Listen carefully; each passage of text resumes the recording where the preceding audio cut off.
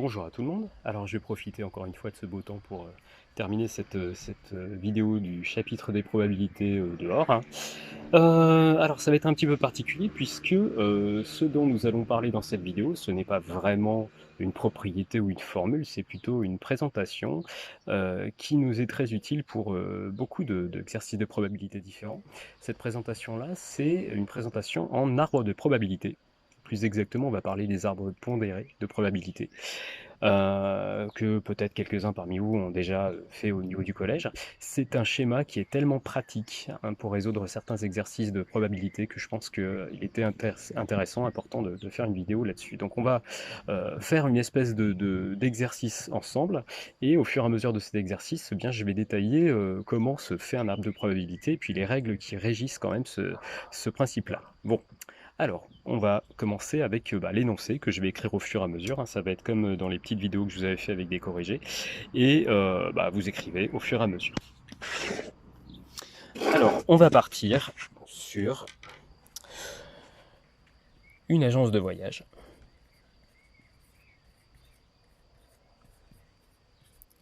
Voilà. Donc, une agence de voyage a des clients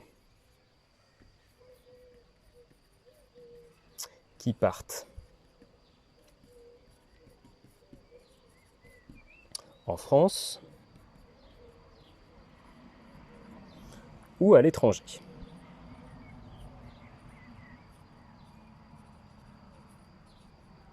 Bien. Donc là, on a une première phrase, une agence de voyage et des clients qui partent en France ou à l'étranger. Bien.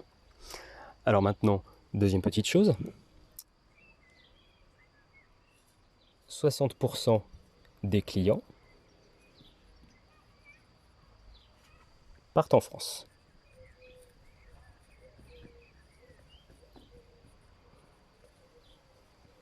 Voilà, 60% des clients partent en France. On va rajouter une deuxième petite chose. Maintenant, on va parler des assurances annulations. Donc, parmi ceux-ci,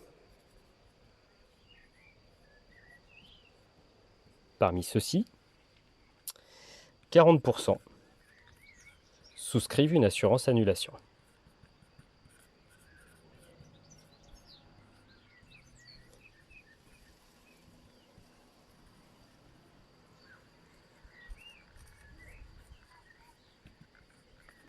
Contre 70% pour ceux qui partent à l'étranger.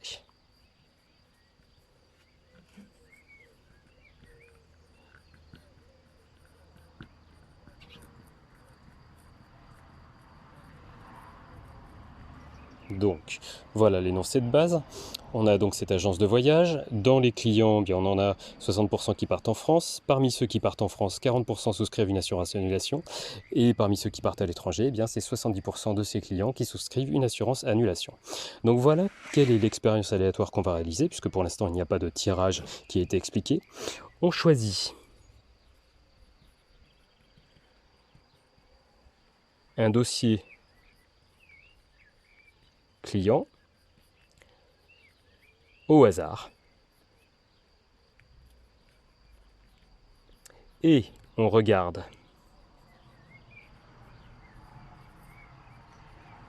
sa destination.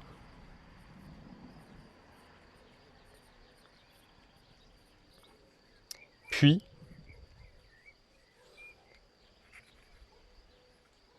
son assurance.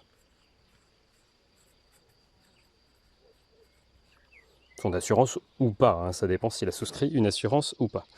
Donc voilà l'énoncé en entier. On a une agence de voyage avec un certain pourcentage de clients qui partent en France, les autres à l'étranger, et puis le pourcentage des gens qui souscrivent une assurance annulation pour chaque type de destination. Et donc le tirage en lui-même, hein, l'expérience aléatoire, c'est de tirer au sort le dossier d'un client et de regarder sa destination, France ou étranger, et puis de regarder s'il a, après, souscrit une assurance ou pas. Bien.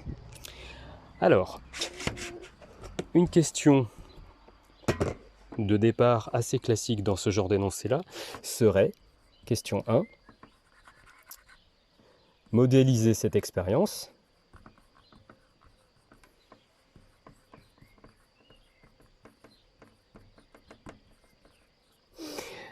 Mais cette fois-ci, la modélisation ne va pas se faire avec une loi de probabilité, puisque là, en fait, on n'a pas toutes les issues, on ne vous demande pas la liste de toutes les issues possibles, hein. Ce qu'on va faire, c'est qu'on va modéliser cette expérience, en complétant la question, avec un arbre de probabilité.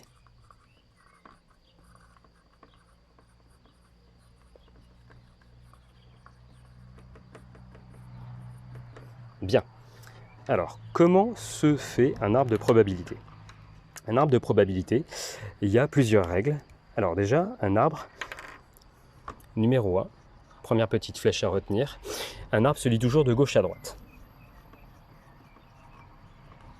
On peut parfois, exceptionnellement, trouver des arbres qu'on lit de haut en bas, mais 99% du temps, c'est de gauche à droite, sans retour en arrière possible. Ça, c'est très important, de gauche à droite, sans retour en arrière. Bien. Ensuite, cet arbre, il est constitué de groupes de segments qu'on va appeler des nœuds.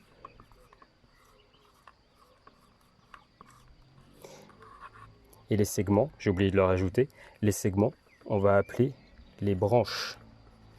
Alors on a le même vocabulaire que pour un arbre. Les segments en eux-mêmes vont être des branches, d'accord? Chaque branche va amener à un événement différent. Et puis un groupement de branches va s'appeler un nœud. Il faut savoir que dans un arbre, un groupement de plusieurs branches qui partent du même endroit s'appelle un nœud de l'arbre également. Bien.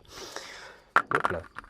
Dernière petite chose à savoir, très important comme propriété, c'est que la somme des probabilités,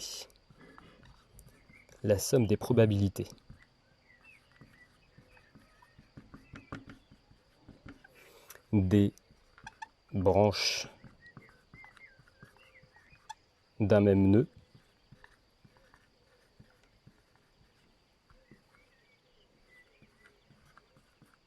vaut 1. Toujours. Et ça, c'est assez facile à comprendre. Pourquoi? Parce que dès que vous êtes dans un même nœud, dans un groupe, hein, ça veut dire que si vous prenez toutes les branches ensemble, eh bien vous avez toutes les possibilités.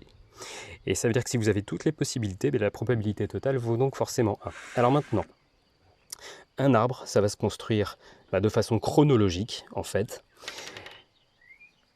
À savoir, tout le début de mon arbre, je fais mon tirage. Donc là, cette expérience aléatoire, je rappelle, c'est de tirer au hasard le dossier d'un client. Donc là, je tire le dossier de mon client. Puis, pour savoir quel est mon premier nœud de l'arbre, eh bien, je regarde quelle est la première chose que je suis censé regarder dans ce dossier client, qui est en fait la destination. Et la destination, eh bien, j'ai deux possibilités, et seulement deux. Soit mon client part en France, hop là, j'ai une petite barre, soit mon client part en France, et il faudra préciser que F, c'est l'événement, le client part en France, soit il part à l'étranger. Et comme on va essayer d'éviter de multiplier les lettres, eh bien on va mettre F bar. Et oui, le contraire de l'événement le client part en France, c'est le client ne part pas en France, et s'il ne part pas en France, eh bien il part à l'étranger. Donc pas besoin de mettre une nouvelle lettre. France, F, étranger, F bar. Bon. Puis, nous on va utiliser une petite lettre A pour dire il a pris l'assurance. Et donc du coup, s'il n'a pas pris l'assurance, c'est assez logique, ce sera A bar. Donc là, j'ai un premier nœud de l'arbre qui va correspondre à ma destination. En fait, je ne vais pas mélanger les différents types d'événements dans mes nœuds. Mon premier nœud de l'arbre va être la destination, France-étranger. Puis, maintenant que j'ai regardé la destination de mon client, eh bien, je vais avoir deux possibilités. Soit j'ai une assurance, soit je n'ai pas d'assurance. Et pour les gens qui partent à l'étranger, c'est la même chose. Soit j'ai une assurance, soit je n'ai pas d'assurance. Bien. Et maintenant, je vais compléter mon arbre avec les probabilités qui sont données, plus ou moins, dans l'énoncé. Alors, il faut savoir qu'au départ, eh bien, ce ne sont pas des probabilités qui sont données. Dans mon énoncé, ce sont plutôt des statistiques. Effectivement, là, le 60%, le 40%, le 70%, pour l'instant, ce sont des statistiques. C'est une proportion. Mais en même temps, si j'ai 60% de clients qui partent en France et que je tire un client au hasard, eh bien j'ai une probabilité de 60% d'avoir un client qui part en France. C'est assez logique. Donc, pour faire la distinction je vais quand même écrire ma probabilité en nombre décimal, 60%, 0,6. Comme ça, je sais que si je dis 60%, je suis plus dans les statistiques de l'agence, et si je dis 0,6, je suis dans la probabilité. Bien. Et le fait de savoir que la somme des nœuds vaut 1, eh bien, ça veut dire que si là-haut j'ai 0,6, eh bien là, j'ai 1 moins 0,6, le reste en fait. Et ça va me donner automatiquement mon 0,4. Et c'est pour ça que cette probabilité est importante, c'est que ça vous donnera automatiquement la dernière branche d'un nœud de l'arbre. Et maintenant, je n'ai plus qu'à regarder les annulations. Alors, assurance annulation 40% pour les gens qui partent en France. Donc ici, j'ai un joli 0,4. 1 moins 0,4, et bien ici, j'ai donc 0,6. Les gens qui partent à l'étranger, il y en a 70% qui souscrivent une assurance annulation, donc 0,7. Ce qui me laisse 1 moins 0,7, c'est-à-dire 0,3 pour les gens qui partent à l'étranger sans assurance. Et là, j'ai mon arbre de probabilité qui est complété et il se lit de gauche à droite. J'ai 4 chemins possibles. F inter A, eh bien ça va être le chemin qui correspond aux 2 branches du haut. Ici, vous avez F inter A. Ici, vous avez F inter A bar, etc., etc. Ici, vous avez F bar inter A. Et puis pour finir, vous avez F bar inter A bar. Ils sont tous là. Et bien maintenant, on a presque fini ce qu'il faut savoir pour les arbres. Là, on vient de voir comment fabriquer un arbre. Deuxième type de question, en fait, toute bête, c'est faire un calcul de probabilité dans l'arbre. Donc je vais partir sur une question toute bête, question 2. Calculer P de F bar inter A, par exemple, puis calculer P de F. Voilà, 2 questions. Et là, on arrive à la dernière règle qu'il faut savoir pour un arbre, c'est que la probabilité d'une des issues de l'arbre, c'est-à-dire la probabilité d'un chemin complet de l'arbre, par exemple, eh bien, c'est le produit des probabilités des branches. Voilà. F inter A, j'ai P de F multiplié par la probabilité qui est là, qui n'est pas tout à fait P de A d'ailleurs. Donc je ne vais pas dire P de F fois P de A, c'est faux. Je vais dire 0,6 fois 0,4 directement. Alors là, en l'occurrence, c'est pas le bon chemin, puisque j'ai demandé F bar inter A, donc je regarde là-dedans. F bar inter A, ça veut dire F bar puis A. F bar puis A. Ma multiplication, c'est donc 0,4 fois 0,7. Et je n'ai plus qu'à l'écrire comme ceci.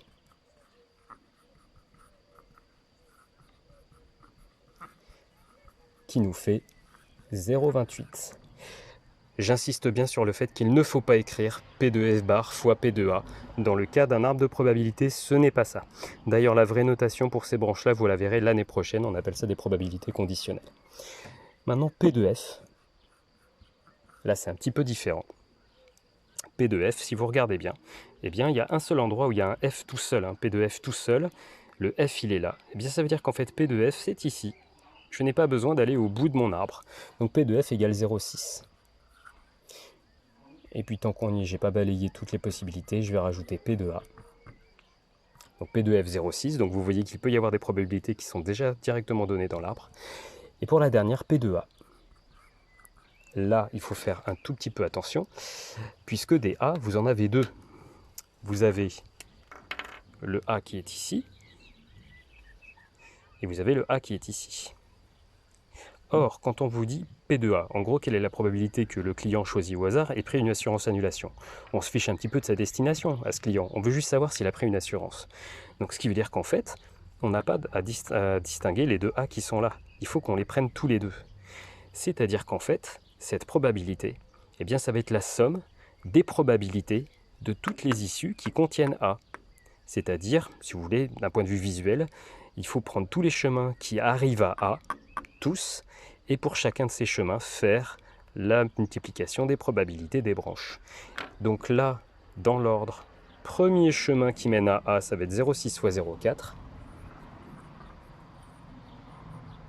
plus deuxième chemin qui mène à A, 0,4 fois 0,7.